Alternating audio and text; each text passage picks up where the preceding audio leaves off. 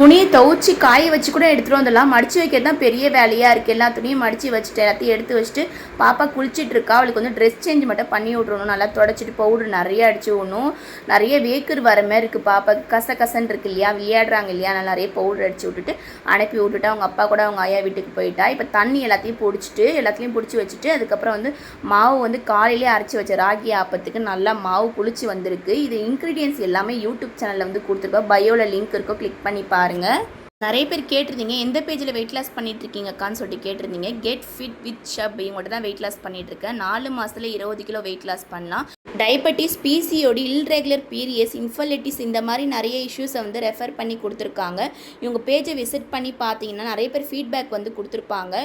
Contact number ஸ்க்ரீன்லையும் டேக்லையும் கொடுக்குறேன். Contact பண்ணி பாருங்கள், நல்ல ரிசல்ட் கிடைக்கும். ராகியில் எது செஞ்சாலும் சாப்பிட மாட்டா, வெறும் ஆப்பம் மட்டும் செஞ்சேன்னா சாப்பிடுவா. சாப்பிட்டு முடிச்சுட்டு பாலாடை டெய்லியுமே எடுத்து வைப்பேன்.